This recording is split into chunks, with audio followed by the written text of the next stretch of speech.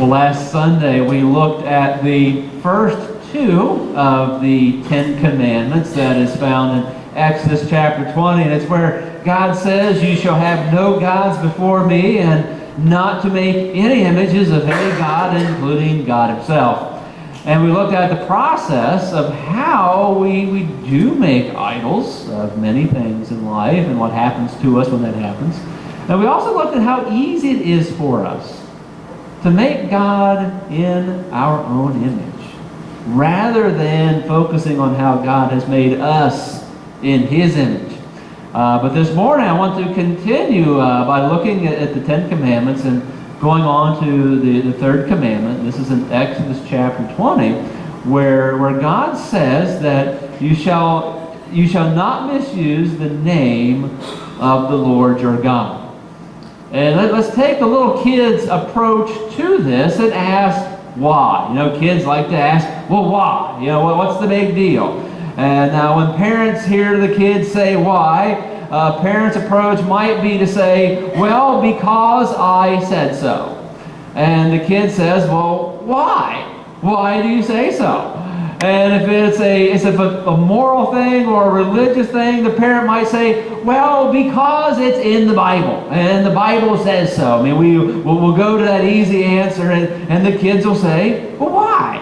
You know, why is it in the Bible? Why does God stress this? And so we're going to consider this morning, why? Why does God make a big deal of this? And we could come up with some easy answers, but I think we'll go beyond that. At least I hope so. But we're going to throw in a couple of other passages here to expand the topic a little bit. And that is Ephesians chapter 4, verse 29. And here Paul writes, do not let any unwholesome talk come out of your mouths, but only what is helpful for building up others according to their needs, that it may benefit those who listen. So let no unwholesome talk come out of your mouth. That's the main thing there. And James chapter 3 verse 10 says, from the same mouth come blessing and cursing. My brothers and sisters, this ought not be so. And so again, why does God stress this? And as I was thinking about this week, a reason that hit me is this. Is that when we curse, whether we're using God's name in it or not, it's really rooted in anger. And anger is something that, you know, it happens to us all. We all get angry sometimes.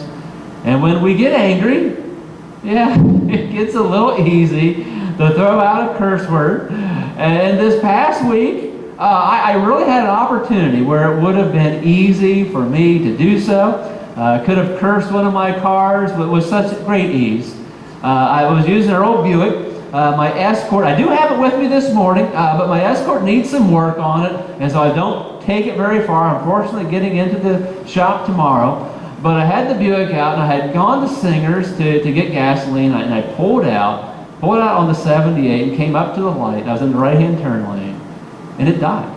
And it just stalled out, and I turned, and it would not do a thing. And so here I am, I'm sitting on 78, and it is dead. And I could tell I had an electrical problem because, I mean, it did nothing. I mean, I had flashing lights on the dashboard, my speedometer's going all over the place. I'm thinking, great, this is really, really good.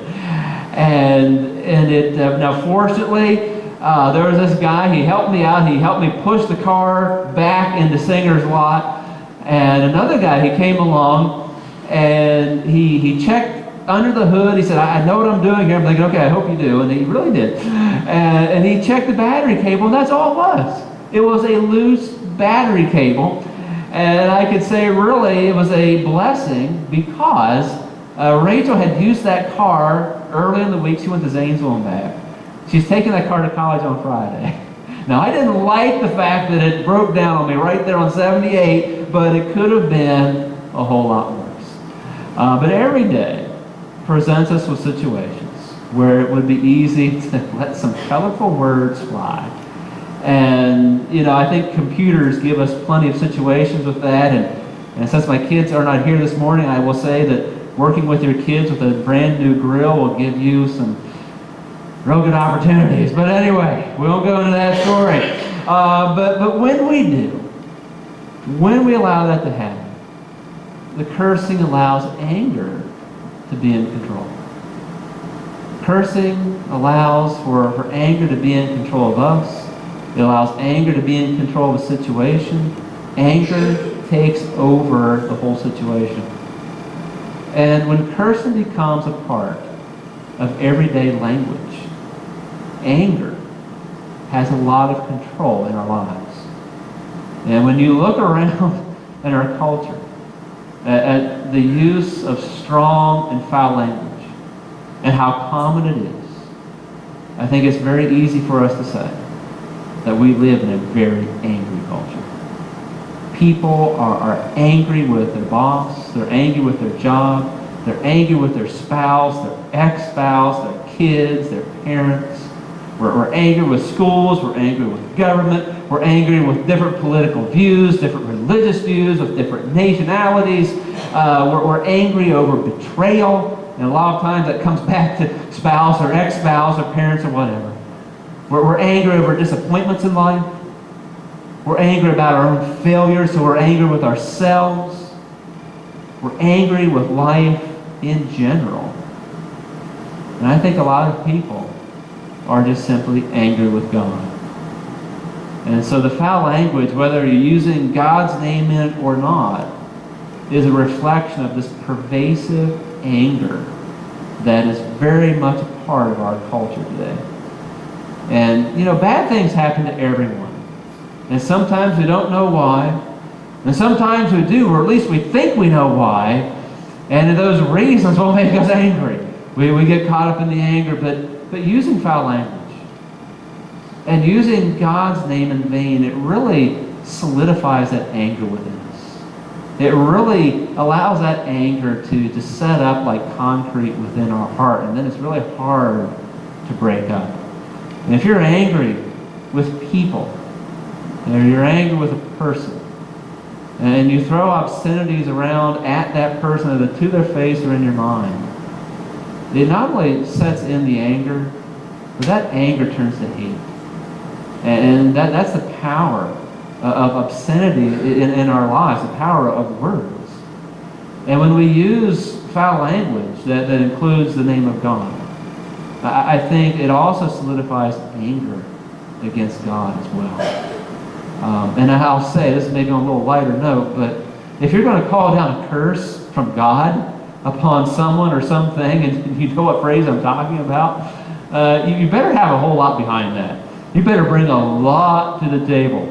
And I was sharing that thought with someone this week, and they said, yeah, you better bring a lot to the table, and you better get out of the way quickly after you say it. But anyway, I read Ephesians chapter 4, verse 29 a minute ago, and it says, don't let any unwholesome talk come out of your mouths. But listen to the verses just prior. And here Paul says, this is verses 26 and 27, and he says, in your anger, do not sin. Do not let anger, I think I missed the slide. In your anger, do not sin. Do not let the sun go down while you are still angry, and do not give the devil a foothold. And so again, the broader context, to continue on, he says, do not let any unwholesome talk come out of your mouths, but only what is helpful for the building up of others according to their needs.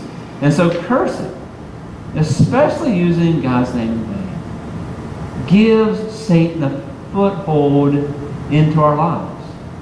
And any unwholesome talk is directly linked to allowing Satan to have a foothold into our heart. It allows that in. Again, it allows that anger to solidify, and it gets it instilled within us. And this is why. To come back to that question of why does God make a big deal of this? God stresses this so much because God does not want anger and hatred to become solidified within our hearts, either toward himself or toward other people. At least that's part of the reason. And continuing with this passage in Ephesians chapter 4, Paul says, do not grieve the Holy Spirit, with whom you were sealed for the day of redemption. So it grieves God when we allow that unwholesome talk to come out of our mouths. And he says, get rid of all bitterness, rage, anger, and brawling, and slander, along with every form of malice. Be kind and compassionate to one another, forgiving each other just as God forgave you. And so unwholesome talk really goes beyond foul language here. Paul includes in that bitterness and gossip and malice and slander. And slander has its own commandment within the Ten Commandments, and we'll get to that another point. But I would add to that list lewd and suggestive language and yelling, which is also very, very pervasive in our culture. You know, people will use strong language to make their stance sound stronger. You know, you've probably seen it happen. People throw a few curse words into what they're saying, and it makes them sound more powerful. It's kind of like, well, yelling. I mentioned that. You know, when people aren't really too sure of themselves, if they're not too sure if they're right, they start yelling. They raise their voice. And I guess the thought is that the louder you are, the more right you must be, correct? I mean, that's kind of the thinking that people will use, and kind of in the same phrase, in the same manner. You know, people throw curse words into what they're saying to make their case sound stronger, but at least to me, it only weakens your case. You know, if half of your content in some discussion, let's call it, is foul language, and you really don't have that much content at all. And beyond all this anger stuff, people use foul language as a form of entertainment. And when you look at movies, and you look at movies in our culture today, the foulness of the language is terrible. And many people find it funny. And to use, and I want to be clear about this, I could say a lot about this, but I won't. But to use explicit or sexually coarse language, and people seeing it as funny, is really reflective, I think, of how flippant people are about sexuality in our culture. It really is a reflection of our lack of respect for sex. And it is a reflection, it's really a mockery of it in this culture. And I think it is a sad commentary of where we are in our attitudes toward what God really created as a good thing. I could go a long time about that, but I think I've made my point. And I wanted to bring us back to misusing God's name, because there's a real similarity between that and using God's name. When people misuse God's name in entertainment, or just throw it out in just normal conversation, I think it's a reflection of people's flippant attitudes toward God.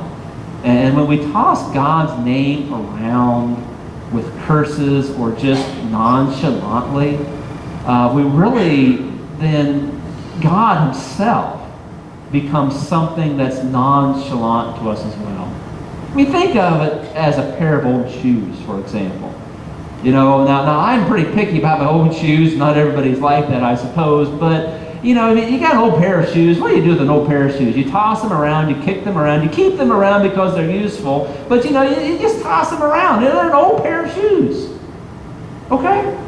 If we toss around God's name like an old pair of shoes, then we really aren't having much respect for God himself. And that's why. And we come back to the question, why does God stress this? He says, don't use my name in any unworthy way, because if we toss God's name around, then we just toss God himself around as well. Again, God becomes something that we're just nonchalant about. Let's take it another step here. Misusing God's name is really a disrespect toward God himself. Let's think of it this way. You know, one thing that kids love to do is to take someone's name and twist it around in a way to make fun of them, right? I mean, we probably all went through that in school. Someone did that with our name. And boy, how did that make you feel? It makes you angry, doesn't it? I can remember, man, my sister, she went through some of that stuff in school. I could tell a real good story about that. I won't go into all of it, but this kid was making fun of our name, and this kid's last name was Johnson. And so she started calling this, every time this kid would do this with her name, she would call him Johnson Baby Powder. And all it would make him so mad. About 2 or 3 times with that, the kid just shut up forever and dropped it. But, you know, it made her angry to take her name and twist it. And as parents, I mean, if you see someone doing that to your kid, how do you feel when someone takes your name and twists it around that way? For fun, for entertainment, for laughter. You get angry, don't you? If we misuse God's name, is it not an utter disrespect of God himself? And if we get angry over the misuse of our own name, I mean, don't you think God would be upset if we misuse and twist his name around for the sake of entertainment and fun? No. It is a mockery of God himself. It also crosses the line, I think, into a defiant and rebellious spirit against God. Again, when you look at entertainment today, if you want to call it entertainment, and the use of foul language that we see, I think it's really an open rebellion against God. I mean, it really is, again, it's a mockery toward God himself. And so why does God make a big deal of the way we use his name? Why does it matter? It's because unwholesome talk of all kinds, whether you're using God's name or not, of all kinds, it not only solidifies anger within our hearts, but it creates within us a spirit of disrespect, of defiance, and rebellion. I mean, it's a spirit of disrespect toward anything, toward any authority, whether it's your boss, a coach, a teacher, in a relationship, toward a spouse. I mean, when you throw curse words at someone, you throw aside any respect toward that person whatsoever. Whether you did it in your mind or you did it to your face, did it to their face, you're throwing out any respect for them. And when you see parents throwing curse words around with their children or at their children, I mean, that's just no respect for them. And is it any wonder that so few kids today have respect for any authority or for anyone? I mean, it's the use of foul language within the home, between parents or from parents to kids. I mean, there's just no respect whatsoever in that. The use of foul language, I think, is a rebellion against any common good. It's a rebellion against any sense of civility. And we are losing that in this culture so fast. There's no sense of civility left anymore. And when God's name specifically is used in this way, it creates a spirit of disrespect and defiance and rebellion, specifically against the authority of God. And that's a very pervasive problem in our culture today. It's amazing what a few curse words can do to our heart. In Exodus chapter 20, where we see God giving the people the 10 Commandments, it's right after he brought the people out of Egypt, and he's forming the people into the nation of Israel, and he says right up front with them, do not misuse my name. Because if you misuse my name, if you toss my name around like an old shoe, you will do the exact same thing with me. You're going to disrespect me. You're going to rebel against me, and that's a reflection of what God says. By how we use His name will be a reflection upon how we feel about Him. And let's face it, we're all guilty of this.